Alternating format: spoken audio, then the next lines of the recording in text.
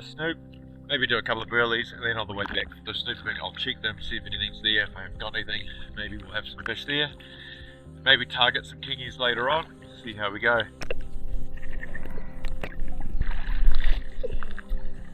Very snappery around here. A couple of bronzies, I'm just going to keep looking around. So what I do here is I've seen enough snapper sign to warrant throwing a few kinner to see if I can consolidate the fish, and then I have a dive over this rock and just look down into the kelpy sort of flats. Yeah, a huge school of drummer comes past here, and then I spot quite a reasonable snapper having a feed, which for me is a good sign that there's going to be other good fish around. After that, what I do is I go back down, I get a few more kinner, I throw more, and instead of approaching the ledge as I did previously, I dive right down into where the snapper were. I hide in behind these rocks and I get a look into the horizon from below the fish just to see what's out there, and it's a very big school, which is a very good sign. So I get stuck in after that. So when it comes to finding a kinner crushing rock, just find something that's not too small so you don't end up getting a whole bunch of spines into your fingers. Sometimes you can find dagger shaped ones which are really good, or ones like this that have quite a bit of weight to them which make it quite easy to crush kinner up. This is hilarious, these snapper can't even wait between my breathe ups and they're there taking off with kinner. Now, for anyone overseas, this is not bad practice. You'll have to look into our marine ecosystems and all the research and kinner barons and all those sort of bits and pieces. Also, the commercial boys, including who I used to work for, would take a ton of kinner a day out of this area. It's not a problem. This is exactly what you want, a big kinner row haze. That's going to hopefully bring in some fish, especially with that current. Now, I'd already had a plan where I could approach this, and it was going to be from the opposite side to where I was burleying, looking down, and I had the sun at a better angle here. And interestingly, a little bronzy makes its way up the gutter while I'm on the way down. Just give it a little tap to make it leave, and then I seen a very, very good fish, but it was just out of range to make a proper approach on it.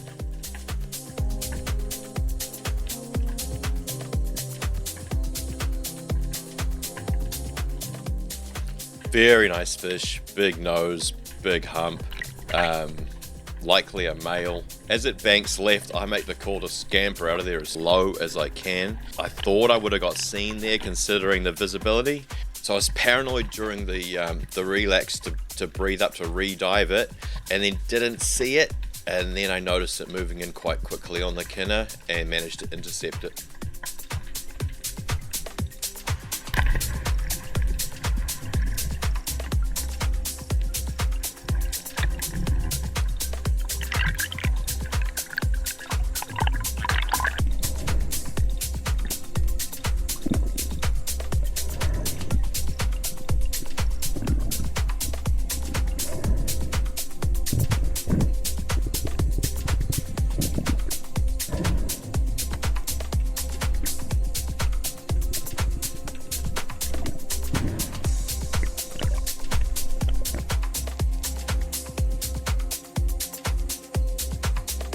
How's that? Broke up 50 kinner, I counted 50 kinner. Beautiful fish.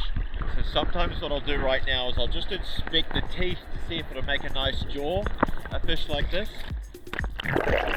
Just when you're prying the jaw open to have a look, be very careful that you don't put your finger in, because when they're dead sometimes they clamp when you open the jaw right up, and I've had a couple of bad bites with my fingers.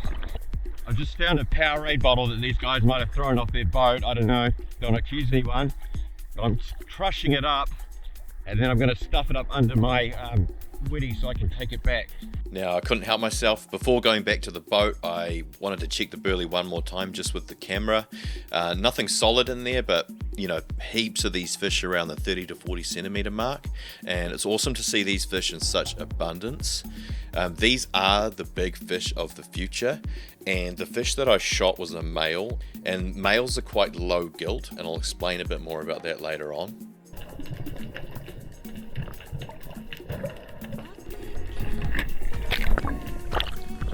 Did you guys see much? I only got a penny. Oh yeah.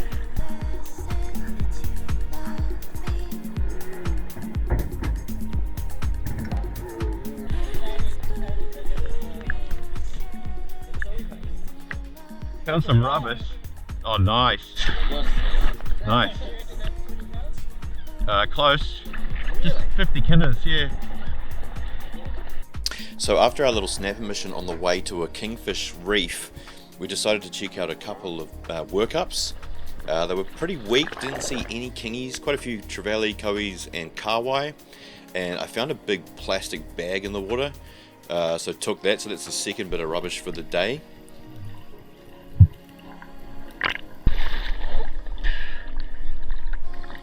Second bit of rubbish I found out here today. Big piece of plastic. So we move off to our Kingfish reef and there's absolutely zero kingfish. In fact, the first fish that I see is a bronze whaler, and that's kind of strange, but I kind of welcome it, you know, especially in clean water. It's nice to get some footage of them. Go for some tail touches as well. You just have to be quite wary that these sharks can turn on themselves, so they can nose to tail, and it happens very quickly, so you always want to have your spear gun in a position where you can deflect something like that.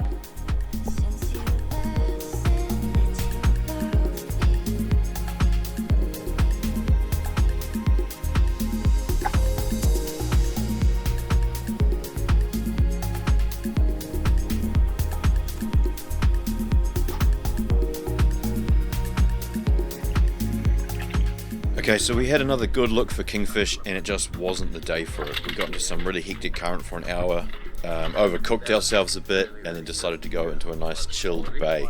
Now while I'm here guys, I'm going to mention our crowdfunding campaign.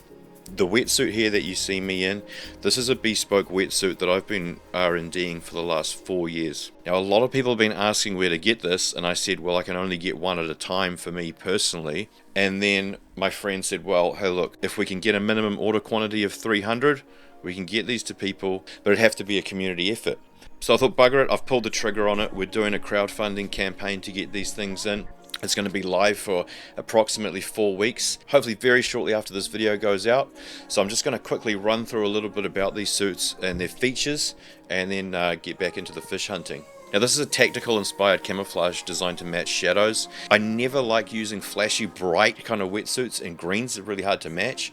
I've always just found that I do better wearing dark stuff. There's evidence to suggest that fish see in UV and polarizing light, and I didn't want showy logos and making everything overstated when hunting is the main priority. It's got jugular panels front and rear to prevent headaches and stiff necks. For looking around, it's really good.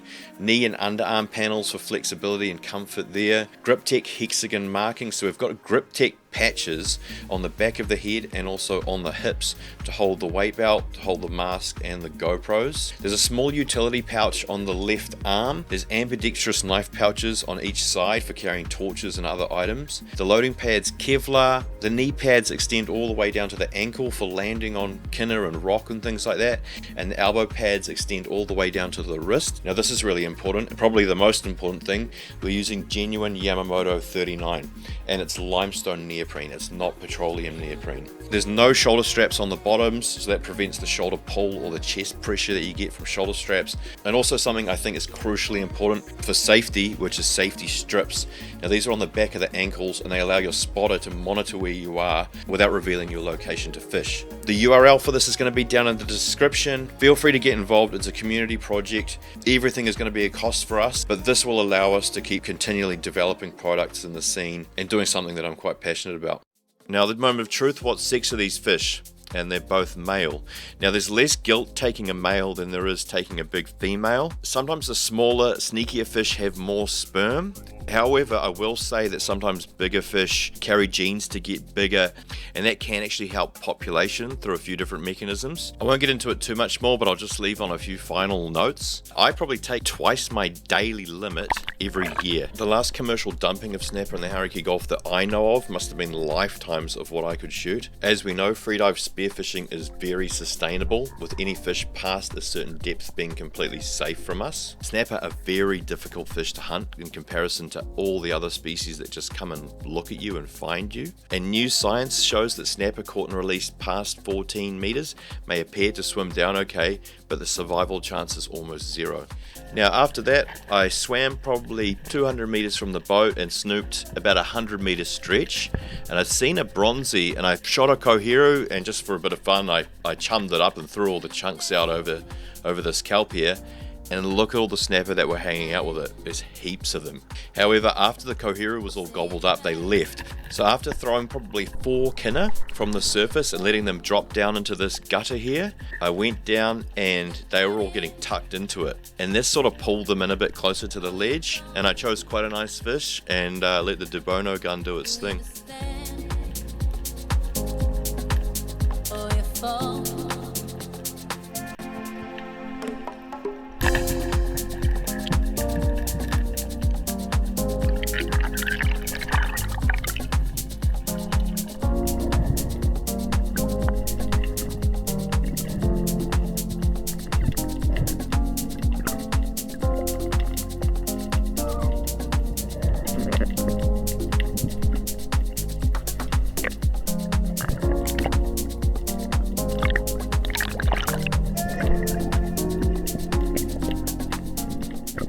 Beauty snapper. Couldn't find the kingies. That kinner fell perfectly onto that base and got around that corner and just smoked this one, so good eater.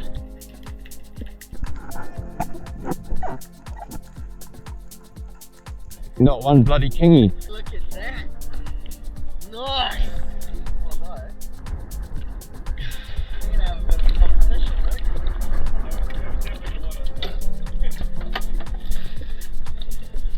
Oh, lovely. Oh!